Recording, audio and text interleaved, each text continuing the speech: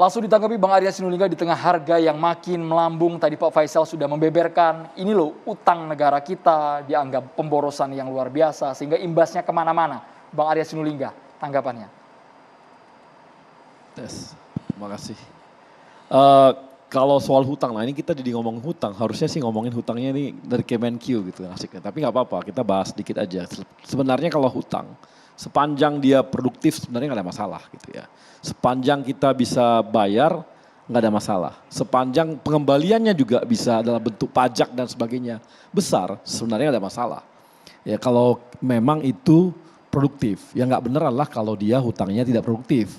Dan kita kan juga menikmati, seperti saya gitu bisa menikmati sekarang jalan tol dari kampung halaman saya yang dulu nggak pernah gitu misalnya. Sekarang udah enak lancar saya sampai ke tebing tinggi saya bisa cuma 40 menit, 30 menit yang butuh 2 jam biasanya. Itu adalah bagian-bagian dari yang memang mungkin dari hutang juga bagian dari seperti itu. Artinya banyak kita lihat pembangunan-pembangunan yang terjadi gitu sehingga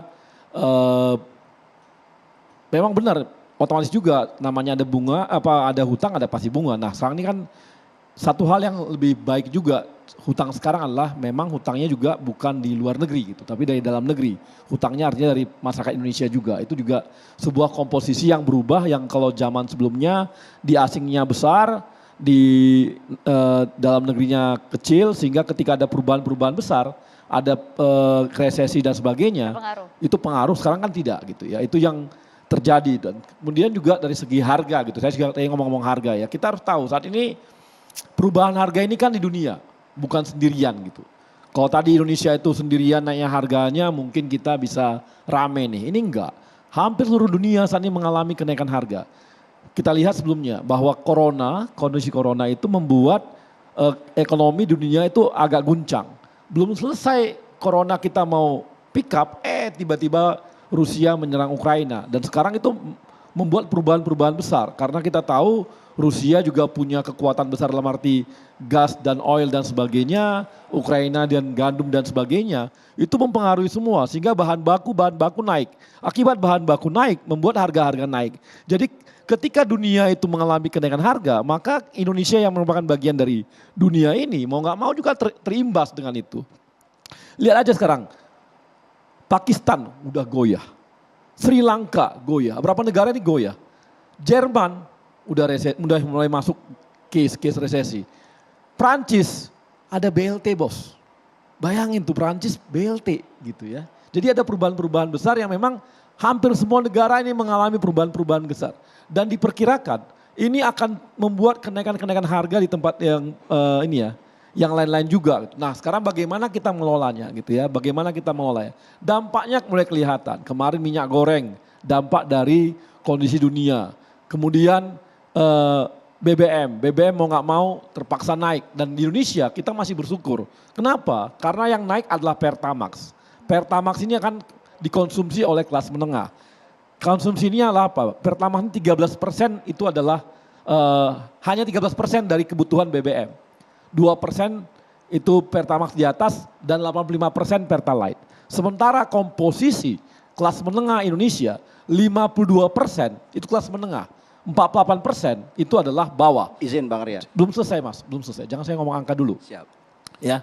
Jadi dengan komposisi yang seperti ini ya sebenarnya kemarin ketika Pertamax dinaikkan sebenarnya nggak ada pengaruh apa-apa juga karena mayoritas Pertalite itu dikonsumsi kalangan bawah itu 85%. Jadi tidak ada namanya mempengaruhi inflasi juga sangat kecil dibanding yang lain. Tapi Pertalite kemudian jadi langka Bang. Wajar.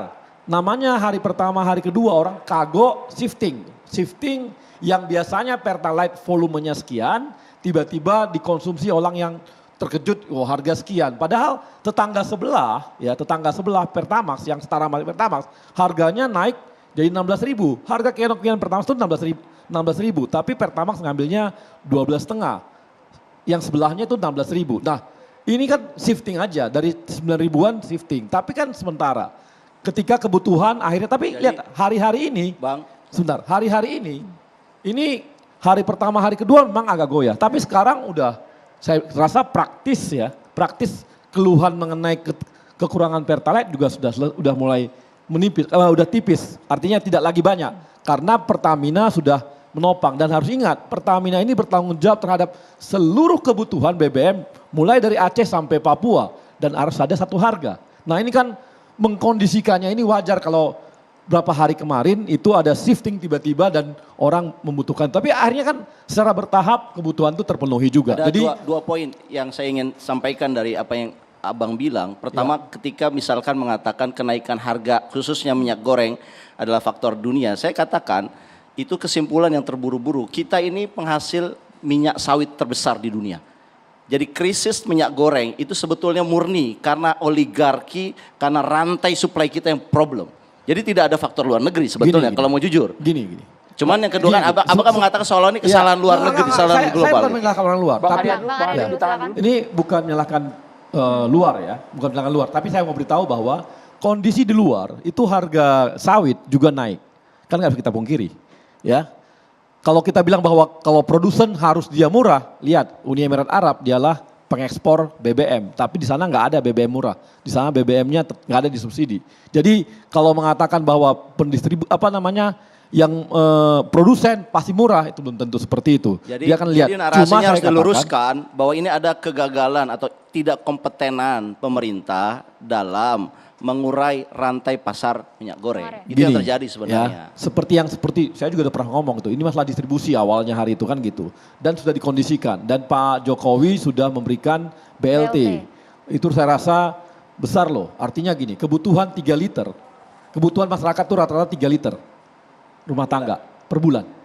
Kalau bikin disparitas harganya ke 20.000, paling 8, kita anggap 8.000 nih bedanya. 8.000 kali 3 liter 24.000. Tapi pemerintah ngasihnya 100.000. Artinya lebih daripada yang diberikan oleh yang dibutuhkan oleh masyarakat. Harusnya sekarang ini harga, walaupun harga keekonomian mengikuti harga pasar, terbeli oleh masyarakat yang di paling bawah. Kalau kayak kita ini ya sadar diri lah. Masa sih kita ambil yang begitu? Kita ambil aja yang memang normal gitu ya. Karena kebutuhan minyak goreng 2-3 liter kok. Ini penting. Saya mau apresiasi apa yang dilakukan oleh pemerintah. Ini yang disebut dengan targeted subsidi. Jadi memberikan subsidi kepada orang-orang yang lemah. Ya. Ini tepat. Tapi kan ini ada dualisme. Pemerintah juga melakukan subsidi barangnya. Pertalite itu barang yang disubsidi. Masih dilakukan.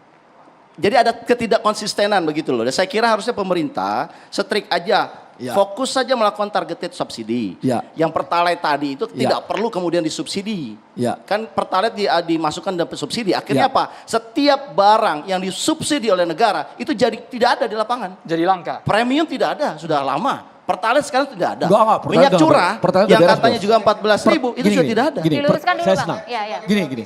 Pertalite saya rasa udah beres. Sekarang ini udah semoga ya Bang. Tapi kalau saya kira enggak. Kenapa? Kita dengarkan dulu Bang. Gini, Pertalite udah beres. Sekarang saya bilang shifting aja. Tapi sekarang udah dipenuhi oleh Pertamina. Kenapa? Karena kita udah punya kebutuhan kita 17 hari ke depan udah terpenuhi. Artinya semua kebutuhan udah diukur. Artinya ini nggak akan ada lagi namanya kelangkaan. Mudah-mudahan ada 1-2 mungkin, tapi udah nggak lagi. Dan saya setuju dan saya sepakat sama Bro. Karena apa?